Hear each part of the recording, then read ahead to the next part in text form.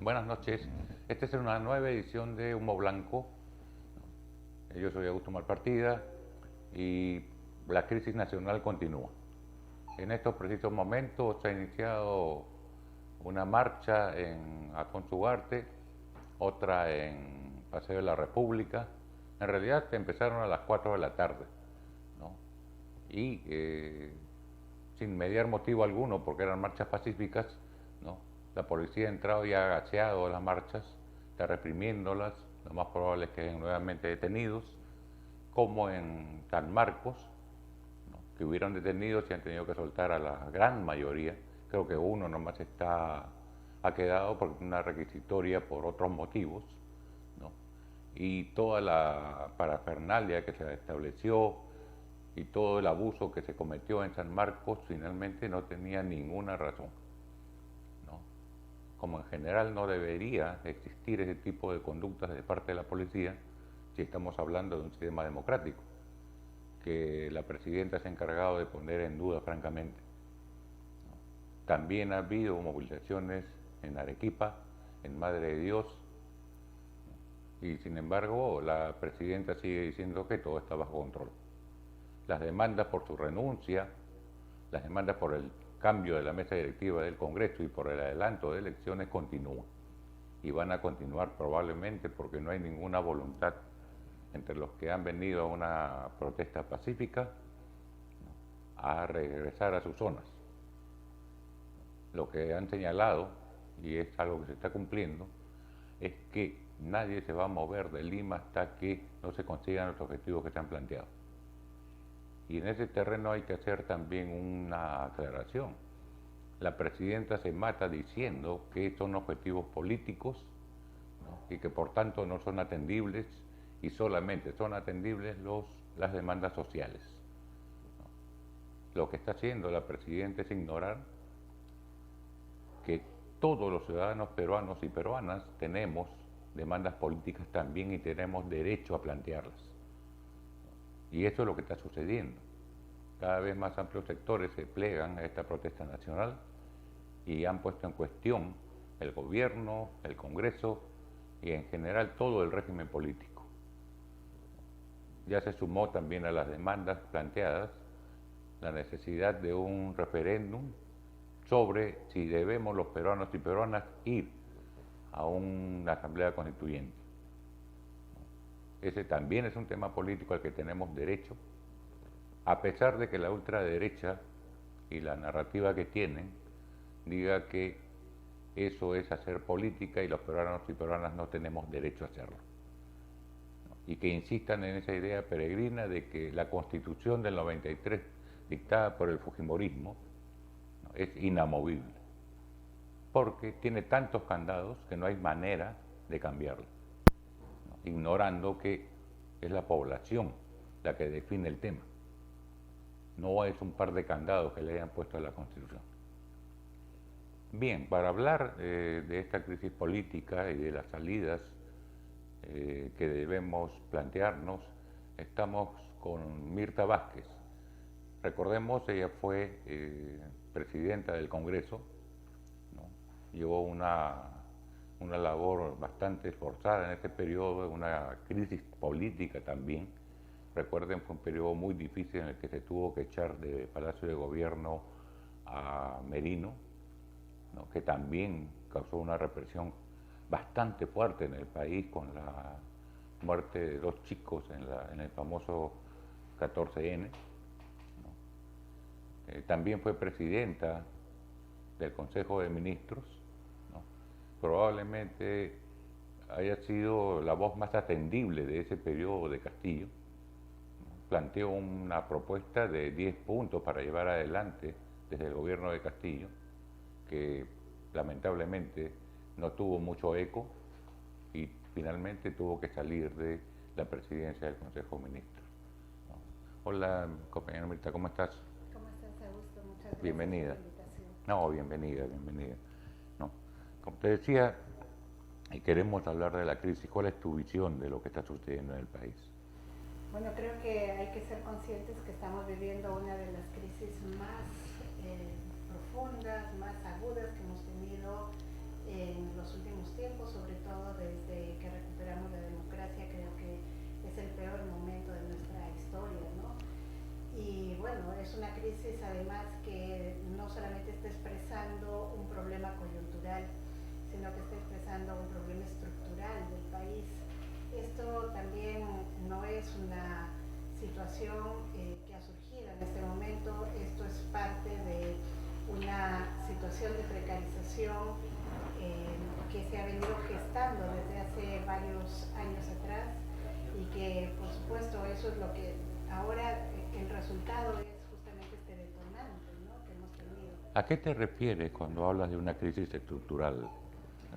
En nuestro país yo creo que hemos tenido 200 años de república que en realidad no han sabido superar los graves problemas que hemos tenido y que han subsistido como grietas, ¿no? Tenemos un país que no ha podido superar las desigualdades, un país que no ha podido superar esas postergaciones, sobre todo de poblaciones vulnerables a las cuales constantemente y permanentemente se ha invisibilizado y se ha violentado. Tenemos un país que tiene un quiebre muy fuerte porque todavía hay muchísima discriminación, clasismo, racismo, ¿no?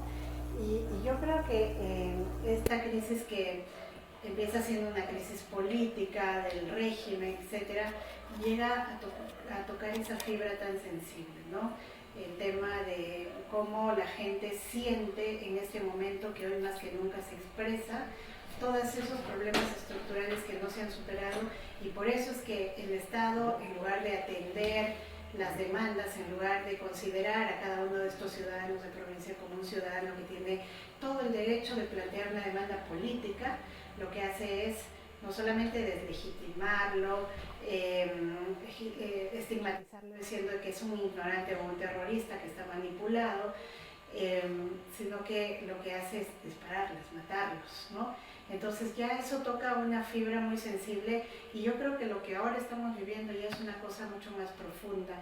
La gente de los sectores más alejados del país está viniendo a Lima, y esa es una expresión de el mundo olvidado, de esos nadies a los que se refería la presidenta.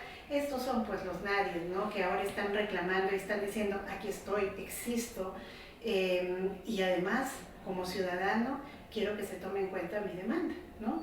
Ellos tienen todo el derecho, como tú lo planteabas al inicio, de plantear demandas de todo tipo, económicas, sociales, pero sobre todo las demandas políticas le irrita mucho a esta clase más oligárquica, que cree que ellos no tienen conciencia, no merecen ser tratados como ciudadanos. Se cree que la política está hecha solo para una élite, ¿no? Una élite privilegiada, ¿no? Así es, la política por muchos años se ha tratado de restringir a esas élites, pero además es como el creer, por eso se ha creado esa palabra, la clase política, ¿no?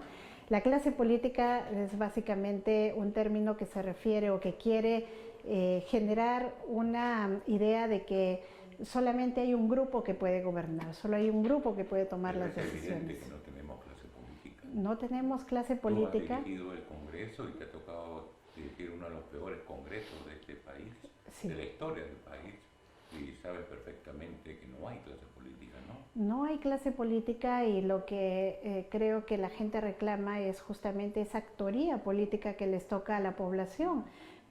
Fíjate, y has mencionado un tema que yo siempre lo pienso y lo planteo. Cuando yo estaba al frente del Congreso de la República, pues no tenía no estaba, digamos, relacionándome con partidos políticos. Yo sentía que no estaba tratando con partidos políticos, no estaba tratando con agrupaciones que tienen en visión programática, no tienen una ideología, sino estás tratando con grupos de interés, y eso complejiza mucho el asunto. Y por supuesto, esa no es una clase política. La verdadera clase política o la política se está haciendo en las calles, la gente, el sector popular que sale a reclamar cuando hay este tipo de decisiones que los afecta. Esa es una manera de hacer política que a quienes están acostumbrados a gobernar no les gusta que se ejerza la política democráticamente. Yo ¿no? siento que hay una dicotomía que se ha ido generando equivocada, algo así como las provincias contra Lima, ¿no? Como si en Lima no hubiera también sectores subordinados, ¿no? Que sufren los día a día los efectos de un modelo que excluye a la gente, ¿no? Y en provincias también hay sectores privilegiados, ¿no? Y la gran mayoría son sectores subordinados también, ¿no? ¿Cómo establecer un puente entre sectores que sufrimos los mismos efectos del modelo en Lima y en provincias? Creo que es bien importante eliminar este tipo de clasificación o este intento por partirnos en el país, ¿no? Yo creo que adrede se ha creado esa visión de que el país está partido en provincias y en la capital, y que quienes están en la capital pues sí son los ciudadanos que son considerados, que son atendidos, etcétera. Esa es la idea que nos han hecho asumir, y no es verdad, porque Lima está compuesta por gente que ha migrado de las provincias, por gente que está saliendo adelante no porque hay un Estado que los está atendiendo, sino porque básicamente están tratando de luchar contra esa exclusión. Todos los días están buscando en qué trabajan, cómo sobreviven, ¿no? Entonces creo que esa perversa división que se hace hay que eliminarla, hay que empezar a trabajar entendiendo que el país es uno solo y los problemas que tienen las provincias probablemente también se replican en buenos sectores acá de la capital, ¿no? Y que somos un país además que tiene que sentirse un país que comparte no solamente una serie de visiones, etcétera, sino que comparte sus problemas incluso aquí en Lima, ¿no? Entonces creo que es muy importante, por ejemplo, plantear cómo trabajamos este tema de vernos como un país unitario, como un país que nos identifiquemos todos por igual, porque acá la gente que cree que vive o trabaja en Lima o es de Lima es diferente a la de provincia, ¿no? ¿Cómo hacemos? Todo el mundo le gustaría pues el consenso, el acuerdo, ¿verdad? ¿No? Un gran pacto nacional, ¿no? Pero ¿qué hacemos con esa ultraderecha tan racista, clasista, ¿no? Que excluye, ¿no? Yo tengo la impresión que es posible hablar con los adversarios, e incluso es necesario hablar con los adversarios que juegan dentro del sistema democrático, pero esta ultraderecha no juega en los marcos democráticos. Porque creo que somos un país que no nos estamos mirando como un país en los que pueden existir diferencias, pero que tienen que respetarse esas diferencias. Nos estamos viendo como enemigos, ¿no? Se nos ha planteado así, el que piensa diferente es tu enemigo. Y si es tu enemigo, aplicas esa política. Claro, al extremo de meterle bala a la gente. Al extremo de mandarlos matar, ¿no? Entonces acá lo que se está viviendo es justamente la política del enemigo, y eso es lo que tenemos que en este momento evitar que se siga mirando así. Y por supuesto tenemos ahora un gran problema y un gran desafío de que tenemos una élite de ultraderecha, clasista, racista, ¿no? Que se ha afianzado mucho, que ha ganado mucho espacio. Entonces ahora mismo está tratando de incorporar estos discursos como tan violentos, en el que no acepta que ni siquiera nos acerquemos. En este momento, ¿qué podría pasar? ¿Qué podría desescalar este gran conflicto? Pues entrar a hablar sobre mínimos acuerdos en los que todos deberíamos confluir, pero fíjense que no somos capaces como país, porque hay justamente este sector que es muy violento, ¿no? Dice, no se dialoga con terroristas. Escuchaba el otro día a uno de los congresistas, me parece, que decía, ¿no? Al terrorista hay que terruquearlo, decía, ¿no? Porque no están dispuestos siquiera a hablar pensando en que acá no hay terroristas, sino hay gente que está realmente expresando su disidencia, y que no puede ser tratado como enemigos. Entonces ellos están afianzando la idea de no, con el terrorista, al terrorista hay que terruquearlo, pero también hay que matarlo. Al que es violentista, porque ellos parten de la idea de que la violencia viene de la gente cuando protesta, ¿no? Entonces al violentista también hay que violentarlo más, hay que matarlo, porque si no va a seguir con esto. Entonces creo que la gran dificultad está en eso, pero debiéramos hacer un trabajo fuerte ahora por levantar nuestra voz diciendo dónde está la violencia, de dónde viene la violencia, y que en ese momento pues eso es lo que impide que desescalemos esta situación. ¿Tú crees factible conversar con los fascistas? Yo creo que en este momento hay un sector fascista muy duro que no admite, por supuesto, ningún tipo de diálogo, que no van a estar dispuestos a ningún tipo de diálogo. Pero creo que sí hay un sector incluso que viene incluso de derecha, pero que podría ser una derecha democrática que queda poca, y por lo menos ellos deberían marcar, y con ellos se podría al menos hablar sobre acuerdos mínimos. Miren, por ejemplo, hay empresarios, ¿no? No todos los empresarios son fascistas, están en esta ultraderecha. Hay muchos que están muy preocupados porque también están en realidad pensando en cuáles son las consecuencias de seguir apoyando un gobierno de Dina Boluarte que está totalmente deslegitimado, que no puede ofrecer nada al país, no puede ofrecer un plan de gobierno mínimo al país con esta situación que ha realizado. Ya son hechos consumados. Entonces seguramente ese empresario, que seguramente es de derecha, etcétera, pero no es esta ultraderecha, puede pensar incluso en términos pragmáticos. Nos conviene seguir apoyando un gobierno que sigue matando gente, y eso genera más convulsión social y eso impacta sobre nuestros negocios. Creo que hay que llamarlos a que puedan pensar a este sector de derecha en términos mucho más, como les gusta a ellos, pragmáticos. ¿Qué significa? O ellos van a querer que sus negocios justamente se paralicen, porque la convulsión va a seguir si esta señora sigue ordenando matar, ¿no? Sí, pues. Yo tengo la impresión que la ultraderecha tiene un logro que mostrar, y que es que como que ha engullido a la derecha peruana, ¿no? A esta derecha democrática de todas las que existía, ¿no? Por ejemplo, Acción Popular, ¿no? El propio PPC, que jugaba en los marcos democráticos, ¿no? Tengo la impresión que la ultraderecha como que se ha comido esa derecha. Sí, lo que yo creo que parte de las secuelas de este proceso es que nosotros como país democrático, por supuesto que deberíamos tener diversas tendencias, diversas posturas, y la derecha pues legítimamente debe existir, pero esta derecha con mínimos democráticos, que ahora efectivamente ha sido como sobrepasada por toda esta ultraderecha, que además es una derecha bastante fascista, violenta, ¿no? Claro. Entonces uno dice, ahora mismo es muy complejo, porque ya esa derecha que era democrática, que ha tenido líderes históricos, digamos, a ver, Acción Popular tenía como líder histórico, uno de sus líderes históricos ha sido pues Valentín Paniagua, ¿no? Si Valentín Paniagua estuviera en estos escenarios, yo creo que Valentín Paniagua hace rato que hubiese marcado como militante de un partido que se preciaba democrático de este tipo de prácticas.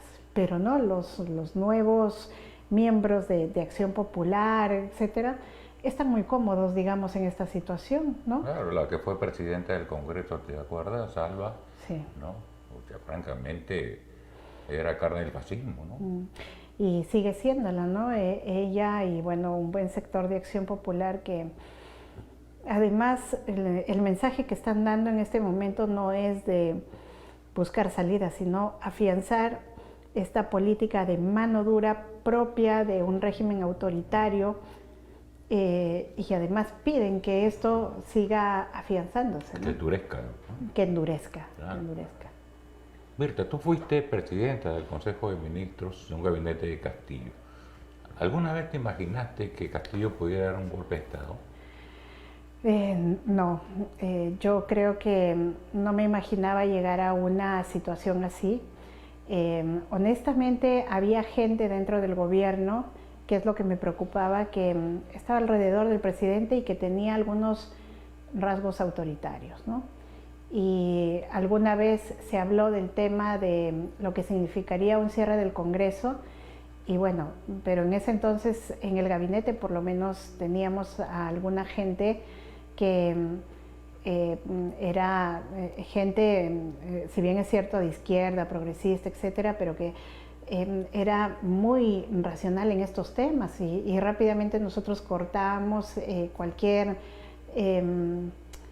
digamos, idea que pueda ir trabajándose en ese sentido de cierre del Congreso. Nosotros apostábamos más bien porque busquemos otras, sabíamos lo duro que es este Congreso y que realmente no lo estaba dejando gobernar. Desde el día cero le puso mil trabas y eso incluso se reflejaba en cómo se relacionaban con nosotros, con el gabinete. Es que nosotros hemos estado más horas sentados en comisiones explicándoles cualquier cosa que haciendo nuestro trabajo. Entonces había una persecución, era un hostigamiento, obstruccionista, ¿no? Totalmente.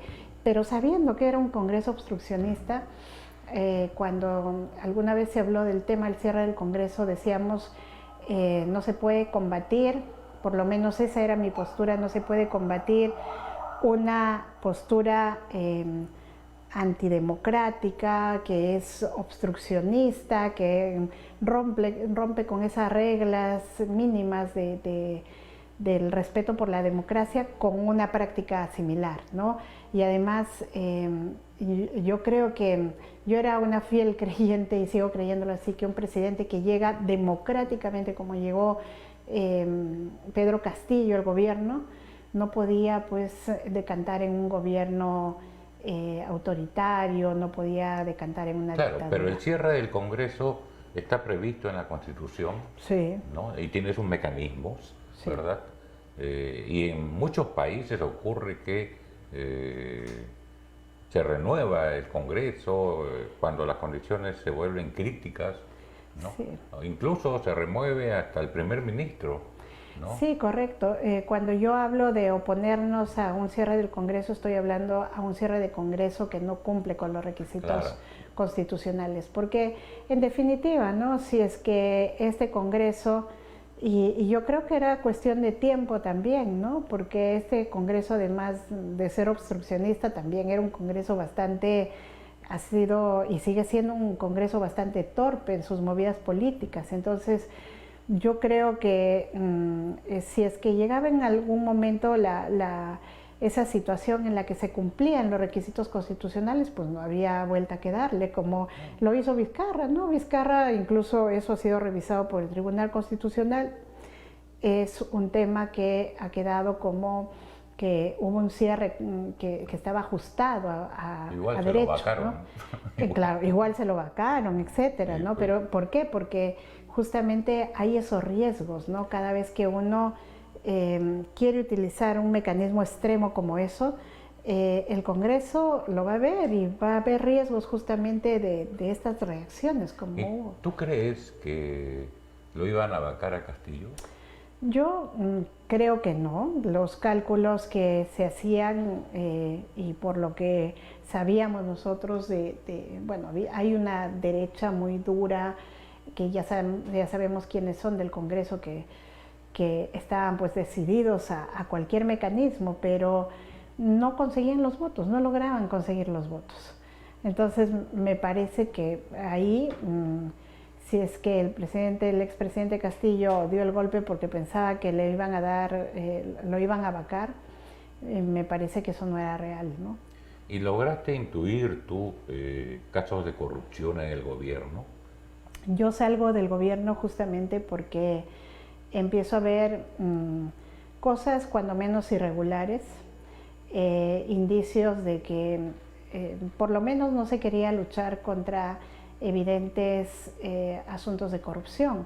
Y claro, por ejemplo, yo empecé sentirme incómoda en el gobierno cuando se descubre esto de Zarratea, cuando se descubre que el presidente despachaba, digamos, de manera paralela en este lugar con algunos personajes, algunos ministros. Entonces, cuando yo le propongo al presidente que transparente eso y él me dice que sí, pero al final no lo cumple y claro, me va dejando sin piso en estas cosas, ¿no? Cuando yo le pido que saque a personajes como Pacheco, como el exministro de Defensa Ayala, porque se destapa el escándalo este de que había probablemente el tema de los ascensos se había manipulado. Yo le pido al presidente que lo saque, él en un primer momento también acepta, pero después no sé por qué recula y les da el respaldo. Le encuentran los $20,000 a Pacheco y por supuesto ya eso no podía ser un asunto en el que podíamos creer que había alguna cosa casual o de mala fe en contra de él. Y bueno, ya lo que rebasó digamos, el vaso fue que el exministro Avelino Guillén, que yo le tenía absoluta confianza, todos sabemos qué tipo de persona es él, pues denunció que había actos de corrupción, incluso identificó a los personajes dentro de la policía que estaban comprometidos en estos temas de corrupción, y cuando el presidente no quiere marcar de estas personas y al contrario es muy sintomático que primero saca al ministro, entonces yo le digo al presidente que yo no me puedo quedar más porque yo creo que el no luchar contra la corrupción abiertamente ya era un signo muy preocupante, ¿no? Estamos reculando a esa propuesta que le hemos hecho al país de ser un gobierno diferente, ¿no? Claro. Denunciaron ustedes incluso un gabinete a la sombra, ¿no? Sí, bueno, yo lo que dije es que observaba que alrededor del presidente había un entorno con el que él tomaba decisiones y que desde mi punto de vista tiene que ser con su gabinete, tiene que ser con su primera ministra, con quien discuta las decisiones, sobre todo más importantes que se toma respecto al país, pero yo sentía que había personas a su alrededor que eran de confianza de él y con las que probablemente tomaba las decisiones, así que bueno, yo eso lo observé como un tema irregular. Ya luego vinieron investigaciones y se descubrió que más allá de las decisiones habían muchos hechos que por lo menos no son hechos que pueden pasar como lícitos, digamos. Claro, y el problema es luego quién asume la responsabilidad política, ¿no? Exactamente. Porque si tienes un gabinete a la sombra que decide cosas, ¿no?, sin ningún cargo oficial, los que responden políticamente son los gabinetes. Así es, por eso es que mucha gente me ha preguntado por qué yo no seguía apoyando, porque yo sé que mucha gente se ha sentido y se siente incluso identificada con el expresidente Castillo, incluso porque el expresidente Castillo viene del pueblo, etcétera, y mucha gente me dice, ¿por qué saliste? ¿Por qué no apoyaste un poco más? Y claro, yo intenté hacer todo lo que pude, pero llega un punto en el que yo no puedo responder por los actos de terceras personas, ¿no? Yo recuerdo que tú colocaste en la agenda nacional una plataforma de 10 puntos de gobierno, ¿no? Sí. Y que el presidente Castillo se encargó de diluir, ¿no? Sí, hicimos toda una planificación. Yo le propuse al presidente plantear los grandes objetivos de gobierno para los 5 años, para tener claro hacia dónde vamos todos, pero además estuvimos trabajando, Augusto, en una agenda inmediata, recuerdo yo, porque cuando yo entro era octubre del 2021, y bueno, habían cosas muy urgentes, entonces había que planificar el país a corto, mediano, largo plazo, ¿no? Entonces planteamos una agenda de 10 puntos, las políticas nacionales para los 5 años, pero también una agenda de cortísimo plazo donde nos propusimos abordar el tema de salud porque todavía estamos saliendo de la pandemia, el tema de educación porque no teníamos ni siquiera organizado nada para el retorno a clases. Recordarás que los niños éramos el único país en Latinoamérica que no habíamos retornado a clases. Teníamos el tema de los conflictos sociales. Yo entro cuando teníamos conflictos sociales en todo el país. Nos tenían tomados carreteras, la que va a Las Bambas, tenían tomado el lote petrolero, los indígenas 3 meses ya, tenían tomado el puente de Inambari y así muchos conflictos muy serios en el país. Entonces había que desescalar conflictos, asumirlos, trabajar sobre ese tema. Y bueno, algunos asuntos de materia económica también, y en eso trabajamos, y al 31 de diciembre de ese año nosotros llegamos con objetivos cumplidos, con el 80% de población vacunada, con ya un cronograma claro de retorno a clases, llegamos con el tema, todos los conflictos sin usar la fuerza pública, cero represión, heridos o muertos en nuestro periodo, y todos los conflictos. Mucho diálogo allí, ¿no? Sí, yo me dediqué, y ustedes pueden revisar los archivos, yo me dedicaba a ir hasta las comunidades donde estaban los problemas, a hablar con ellos. Nos quedábamos todo el día, así lloviera, nos regresábamos por tierra como fuera, y así fuimos logrando desescalar los conflictos, porque llegábamos a acuerdos mínimos. Nos dejaban las carreteras, nos dejaron el lote petrolero, nos dejaron los puentes, etcétera. Y esa es una muestra de que los conflictos se pueden tratar de esa manera, no policializándolos, no metiendo el ejército para que les disparen. Y eso, que en ese tiempo hubo mucha presión del Congreso, y también dentro del gobierno había gente que decía, estado de emergencia y metamos al ejército. Yo me negué a ese mecanismo que creo que ahora estamos viendo lo peligroso y lo terrible que es, ¿no? Claro. Pero también hay que pensar, creo yo, que lo que estamos viviendo hoy, ¿no? Tiene que ver mucho con el triunfo de Castillo, en el siguiente sentido, ¿no? Castillo fue construido por la gente, ¿no? Como una manera de decirle a la ultraderecha y a la derecha, mira, con ustedes no es, ¿ya? Queremos un cambio en este país, queremos que el país empiece a transformarse, ¿no? En diversas dimensiones, ¿no?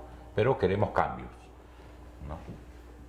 Y finalmente la gente en general, peruanos y peruanas, ven que su voto por ese cambio, ¿no? Termina finalmente con la ultraderecha gobernando, ¿no? Sí, a ver, ha habido, yo creo, una mala lectura cuando decían que Castillo ha llegado al gobierno porque había un sector muy amplio de la población que es antifujimorista, ¿no? Tengo que ver eso, pero creo que Castillo llega al gobierno porque hay un sector muy amplio de la población que se siente identificado culturalmente con él, ¿no? Con lo que representaba. Él representa el antagonismo a la oligarquía. Él representa un presidente que básicamente sale del propio pueblo, es una persona que viene incluso del campo, que ha sentido en carne propia lo que es ser parte de una población excluida, maltratada. Entonces la gente lo lleva al gobierno por eso, y con él va pues Dina Boluarte, que se supone que representaba lo mismo, que son gente que viene de provincia, etcétera. La gente vota por una opción contra esa clase política, esas élites políticas que siempre nos han gobernado, ¿no? Y claro, por eso es que también la reacción que ahora tenemos es porque realmente la gente está sintiendo que no solamente se sacó al presidente que los representaba, que identitariamente los sigue representando, sino que quien asume empieza a gobernar con esta clase contra la cual votaron muchos, ¿no? Claro, ¿no? Y no es que este movimiento sea un movimiento castillista, ¿no? Sino que hasta donde yo logro analizar, es un movimiento que quiere cambios profundos en los marcos democráticos. Exactamente, no es tanto Castillo como persona la que defienden, están defendiendo un gobierno y una apuesta política por la que votaron y que realmente sienten que se les ha arrebatado, ¿no? Creo que no es efectivamente, no es un movimiento castillista, y de hecho eso se ha ido probando porque cuando empiezan las manifestaciones, fíjense en su pésima lectura que hace este gobierno, ¿no? Dice, bueno, esto lo está moviendo la gente castillista que son, por ejemplo, los prefectos, y en efecto los prefectos han sido nombrados pues por el gobierno de Castillo. ¿Y qué hace? Los vota a todos, ¿no? En el entendido que eso va a hacer que las manifestaciones terminen, porque claro, hay un sujeto político, hay, digamos, un sector a favor de Castillo que es el que está moviendo esto, pero los votan y no pasa eso, sino que la protesta crece, al contrario crece, ¿no? Entonces esa es una muestra de que no es un movimiento castillista, no es un movimiento a favor el presidente, del expresidente Castillo como persona, sino es un movimiento más bien de reivindicación identitaria, cultural, que siente que le están arrebatando primero ese derecho al voto que ejerció, pero además que lo están ninguneando porque ahora los retiran del gobierno y empieza a gobernar esta clase política de siempre, ¿no? La clase, estas élites, digamos, ¿no? ¿Y entonces qué hacemos, Mirta? ¿Qué corresponde hacer? Yo creo que tenemos que seguir haciendo en este momento tenemos que, porque es el único mecanismo, tenemos que seguir afianzando el derecho a la disidencia y a decirle a la presidenta que ella no tiene ninguna legitimidad para seguir gobernando. Creo que hay que ir por esa apuesta porque mucha gente dice, bueno, ¿por qué no entramos en un proceso de diálogo? Dice, bueno, ¿cómo vamos a dialogar en un escenario tan polarizado, ¿no? Con la derecha que lo único que quiere es que disparen a matar y con el resto de sectores que lo que quiere es, bueno, que la presidenta se vaya, etcétera. Entonces, y la presidenta no se quiere ir. Entonces las posiciones están polarizadas. Diálogo, establecer un mecanismo, por ejemplo, algunos decían el acuerdo nacional, ya vemos que no ha servido. ¿Se voló el acuerdo nacional con eso? No ha servido, ¿no? Entonces, ¿qué sigue? Tampoco, algunos dicen, la válvula de escape es que Dina Boluarte cambie de primer ministro y todo su gabinete. Yo creo que hemos llegado a un punto en el que ya esa es una salida insuficiente. La gente no le importa el gabinete, le importa que la presidenta se vaya. Entonces, ¿qué queda? Lo único es seguir tratando de buscar mecanismos para que se haga entender a la presidenta que ella tiene que irse, porque es la única manera en este momento ni siquiera de solucionar la situación, sino de desescalar la situación, de que la población se calme. O sea, la única cosa que va a calmar a la población es el día que ella renuncie, y creo que ella, de alguna manera hay que hacerle ver y hay que hacerle entrar en conciencia, si se puede, pero ella tiene que en todo caso tenemos que mirar cómo se ejercen mecanismos de presión para que ella deje la presidencia, porque no tiene ningún sentido de que ella se quede ahí. Si se queda ahí, ni siquiera va a poder presentar mínimas acciones de gobernanza en un año que le queda. No tiene condiciones para eso. ¿Qué nos puede ofrecer? No puede ofrecer absolutamente nada. Es un absurdo que se quede matando gente ahí. Y yo he escuchado a diversos sectores de organizaciones que están presentes en esta protesta y dicen, diálogo sí, pero el diálogo se hace con condiciones. Primero, que se vaya Dina Boluarte con todo su gobierno, cambio de mesa directiva del Congreso, adelanto de elecciones para el 2023, y entonces ya lo vamos.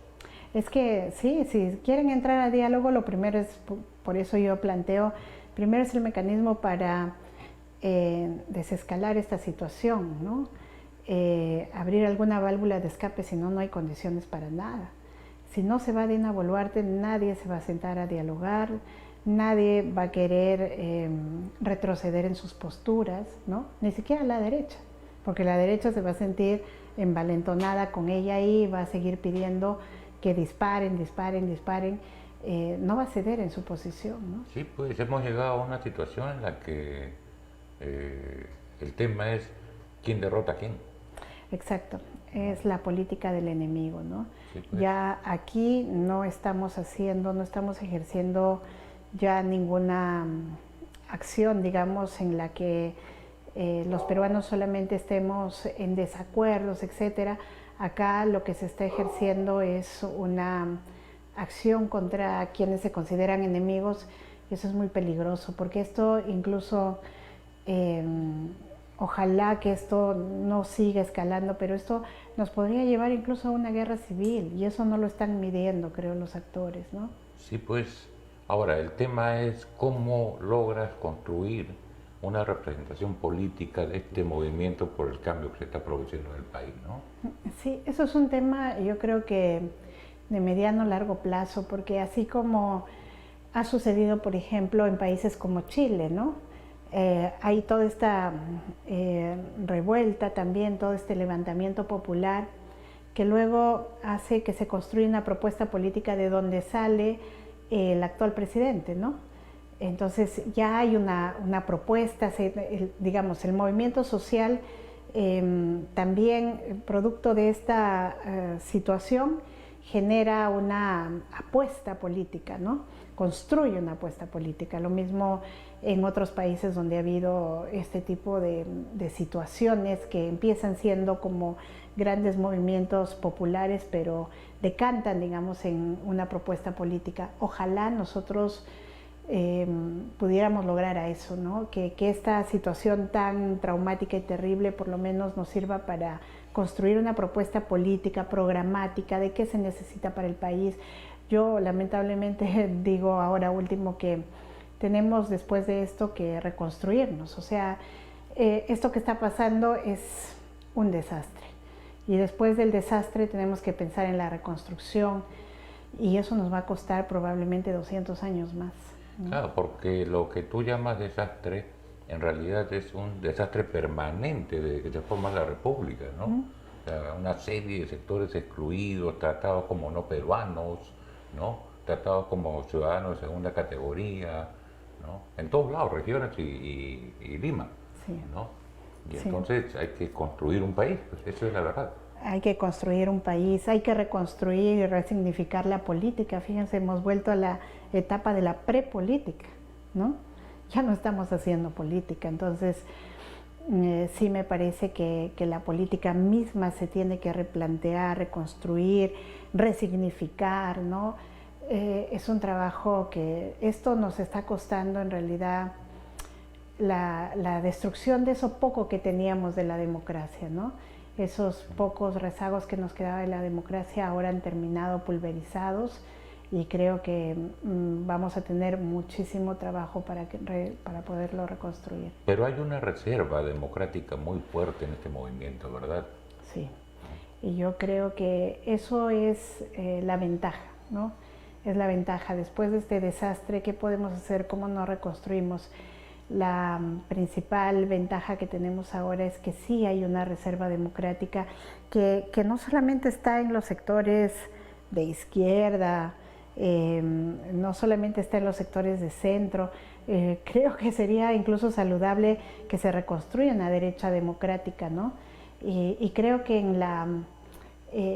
que sobre todo la ciudadanía misma, ahora mismo que está involucrándose en estas situaciones, está aprendiendo a valorar también el tema de lo político, ¿no? Y creo que ahí también hay una reserva muy importante que puede nuclear nuevas propuestas, ¿no? Sí, me has hecho notar que el centro ni la izquierda están dirigiendo este movimiento, ¿te das cuenta? ¿No? Es un movimiento democrático muy fuerte que nace desde abajo. Así es. Por eso es que a mí me parece totalmente absurdo el diagnóstico que hace, o que por lo menos nos transmite el gobierno, ¿no? O algunos actores dicen la izquierda, esto es la izquierda terrorista, esto es la izquierda comunista, Miren, ojalá fuera eso, pero estamos sobrevalorando también a esos sectores, porque esto es un movimiento popular que está viniendo de abajo. La reivindicación incluso es cultural. quienes se están movilizando no son pues sectores de las provincias que han hecho política, que vienen de estas élites políticas. Los que están viniendo son las clases formadas por las comunidades indígenas, campesinas, que son los históricamente maltratados. Es una clase popular que viene desde abajo, esa reacción, ¿no?, que está surgiendo. Y esto no lo dirige pues ni la izquierda ni el centro, no hay aquí actoría, yo creo, de estos sectores. Es bien sintomático que las más grandes reformas democráticas en este país, que es el nuestro, han sido originadas en los sectores campesinos, ¿no? La reforma agraria, por ejemplo, eso fue una lucha campesina muy fuerte en los 60, que finalmente democratizó la tierra, la tenencia de la tierra, pero además tuvo su correlato en la política, ¿no?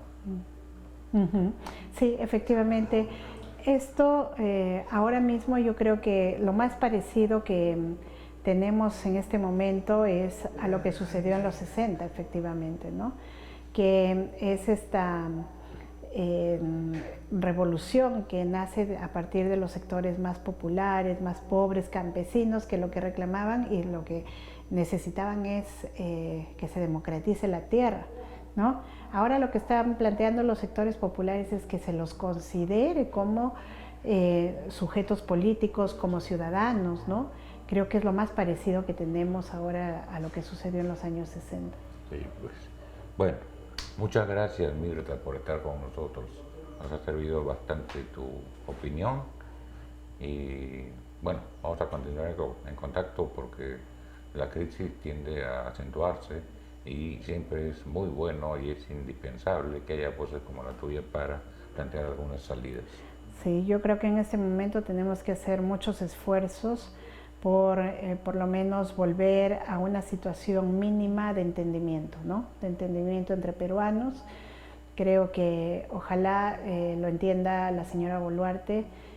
Creo que su presencia es una presencia que la población no admite más y que ojalá ella sepa que esa es la salida como para que esto pueda por lo menos desescalar y entrar a mínimos de entendimiento y de reconstrucción para el país, ¿no? Bien, muchas gracias, Mirta, por estar acá. Gracias, Augusto. Bien, pues hemos llegado al final de esta entrevista tan importante con Mirta Vázquez, ¿no?, en esta edición de Humo Blanco. Volvemos en la siguiente edición, que lo más probable sea en pocos días, dadas las crisis políticas que tenemos. Muy agradecido por estar ahí.